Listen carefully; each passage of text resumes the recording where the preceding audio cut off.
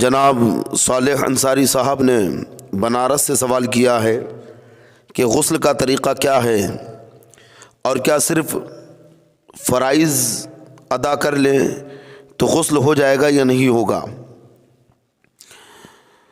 اگر آپ صرف فرائض پر عمل کر لیں غسل تو ہو جائے گا، لیکن سنتوں کی برکتیں اور جو سنت اور مستحب طریقہ ہے اس کا ثواب آپ کو نہیں ملے گا۔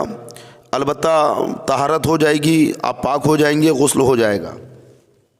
غسل میں 3 چیزیں فرض ہیں۔ پہلا فرض ہے کلی کرنا، اگر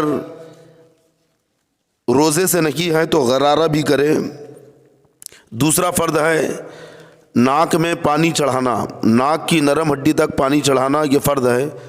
اور تیسرا فرض ہے پورے بدن پر اچھی طرح سے پانی بہانا۔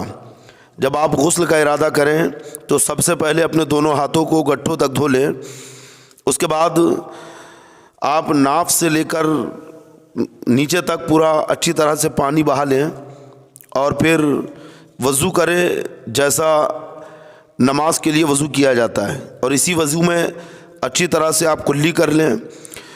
اگر روزے سے نہ ہو تو غرارہ بھی کریں، اور کلی صرف منہ میں پانی لے کر تھوکنے کا نام نہ کی، بلکہ اچھی طرح سے زبان کی کروٹوں پر، زبان کے نیچے، دہاڑوں میں، دانتوں کی کھڑکیوں میں، دانتوں کی جڑوں پر، تالو پر اور ہونٹوں کے اندر والا حصہ، یہ پورا اچھی طرح سے بھیگنا چاہیے۔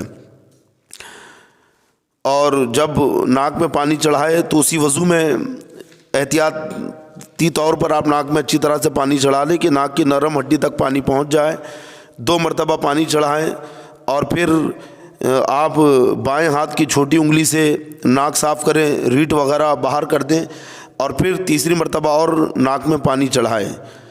اس کے بعد 1 مرتبہ داہنی کاندھے پر آپ پانی بہائیں، ایک مرتبہ بائیں کاندھے پر پانی بہائیں، اور پورے بدن پر پانی کو اچھی طرح سے مل لیں، اور سر جھکا کر سر پہ پانی ڈال کر اچھی طرح سے آپ سر کے اوپر پانی بہائیں، پانی سے سر دھو لیں، گیلا کر لیں۔ اور پھر اگر آپ صابن یا شیمپو وغیرہ استعمال کر رکھے ہیں تو وہ لگا لیں، اور پھر داہنے کاندھے پر آپ 3 مرتبہ پانی بہائیں، پھر بائیں جانب آپ 3 مرتبہ پانی بہائیں، اور 3 مرتبہ سر کے اوپر۔ 3 مرتبہ سے مراد 3 لوٹے پانی بہانا نہیں ہے، بلکہ 3 مرتبہ سے مراد یہ ہے کہ جب آپ 1 مرتبہ آپ نے 1 لوٹا پانی لیا اور داہنی کاندھے کے اوپر داہنی جانب ڈالا، پھر دوسری مرتبہ ڈالا، پھر تیسری مرتبہ ڈالا، یہاں تک کہ 3-4 لوٹے جب آپ نے ڈالے اور اطمینان ہو گیا کہ ہاں اس علاقے کا پورا حصہ بھیگ چکا ہے، یہ پورا حصہ تر ہو چکا ہے، تو یہ 1 مرتبہ ہوا۔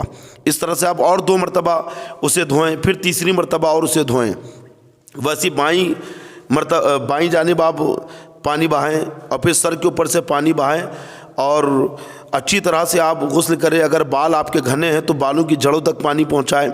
اگر بال گندے ہوئے ہیں تو عورتوں کے لیے حکم یہ ہے کہ اگر بال گندے ہیں تو جڑوں تک پانی پہنچانا، صرف جڑوں تک پانی پہنچانا فرض ہے، اور اگر عورت کے بال کھلے ہوئے ہیں تو پھر بال کی جڑ سے لے کر بال کے سرے تک ہر بال کا بھیگنا فرض ہے۔